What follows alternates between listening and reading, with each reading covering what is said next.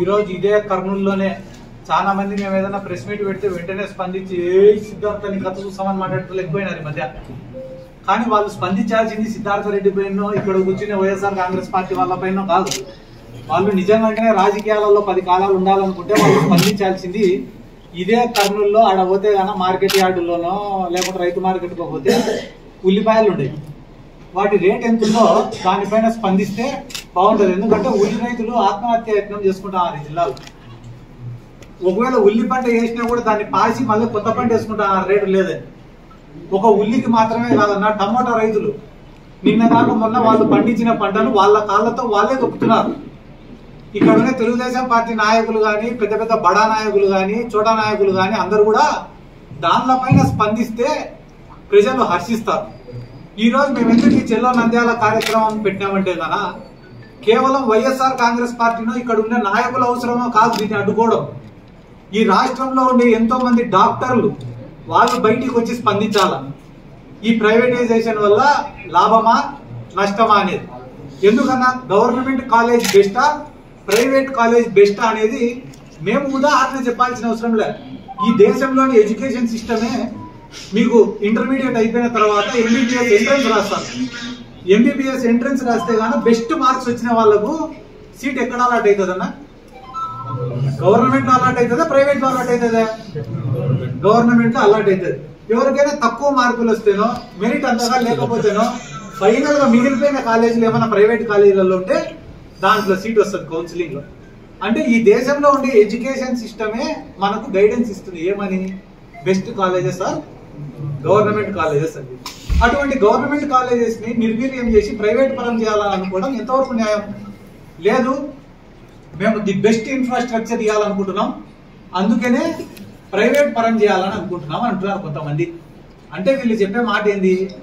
ఈ రాష్ట్రంలో కాలేజీలను డెవలప్ చేయాలన్నా, హాస్పిటల్లను డెవలప్ చేయాలన్నా అది ప్రైవేట్ వాళ్ళతో అవుతుంది తప్ప మా గవర్నమెంట్ చేతుల్లో ఏం లేదని చెప్పి చేతులు ఎత్తేసినారా? మా గవర్నమెంట్ కాడ రూపాయి డబ్బు లేదు, మేము ఏమీ చేయలేమని చెప్పి మీరు చేతులు ఎత్తేసింటే ఆ మాట ఒప్పుకొని ప్రైవేట్ వాళ్లకు ఇవ్వండి, మాకు కూడా సంతోషమే. కానీ ఓ పక్క మీ ప్రభుత్వం గురించి డబ్బాలు చెప్పుకుంటా, మీ ప్రభుత్వాన్ని మించిన ప్రభుత్వమే లేదని చెప్పుకుంటా, 1 సంవత్సరం రూపాయల 2 లక్షల కోట్లు అప్పులు చేసి ఈ రోజు కనీసం 4,000 కోట్లు గవర్నమెంట్ కాలేజీల నిర్మాణానికి పెట్టేదానికి మీ దగ్గర లేదంటే నమ్మేవాడు ఈ రాష్ట్రంలో ఎవరు లేరు. ఎందుకంటే ఇక్కడనే మన కర్నూలు జిల్లాలో కర్నూలు మెడికల్ కాలేజ్ ఉంది. మా తల్లి కూడా అదే కర్నూలు మెడికల్ కాలేజ్లో చదివింది. ఫ్రీ సీట్, కొనుక్కునే సీట్ కాదు, ఫ్రీ సీట్. మా తల్లి ఇదే కర్నూలు మెడికల్ కాలేజ్లో. ఈ కర్నూలు మెడికల్ కాలేజ్కి ఒక చరిత్ర.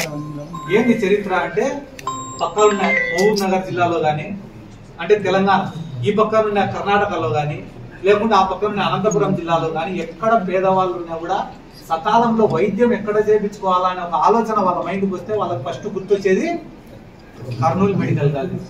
అటువంటి గొప్ప హిస్టరీ ఉన్న కాలేజీలు మనం గుర్తు పెట్టుకోవాలి.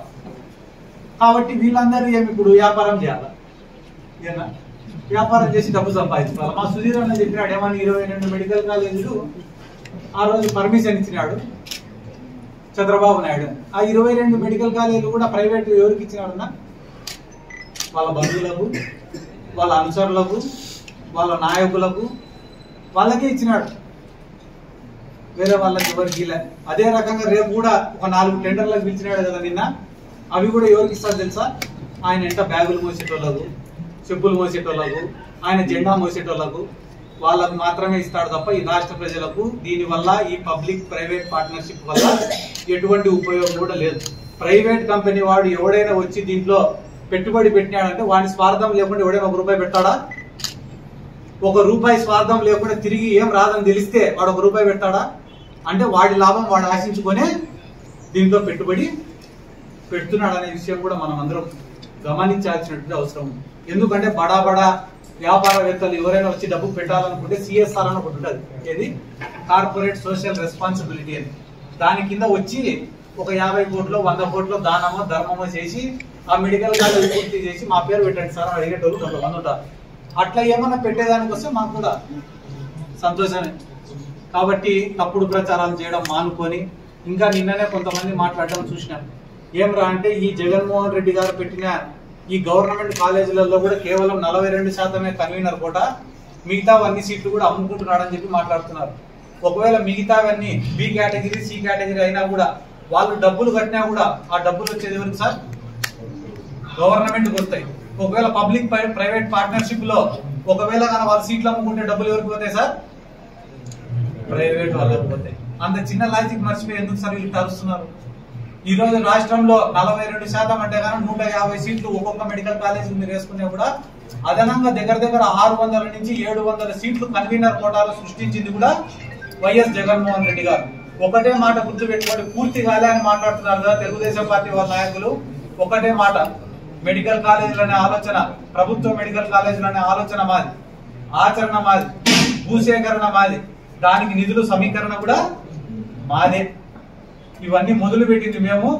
ఈ రోజు వచ్చి అమ్ముకొని డబ్బులు తినాలనుకుంటా అనేది మీరు. కాబట్టి ఇవన్నీ కూడా మీ దృష్టికి తీసుకొని వస్తూ ఈ రోజు మమ్మల్ని అడ్డుకోవచ్చు, అవసరం చేయవచ్చు. ఈ రోజుతో ఈ ఉద్యమం అయితే ఆగిపోదు కదా.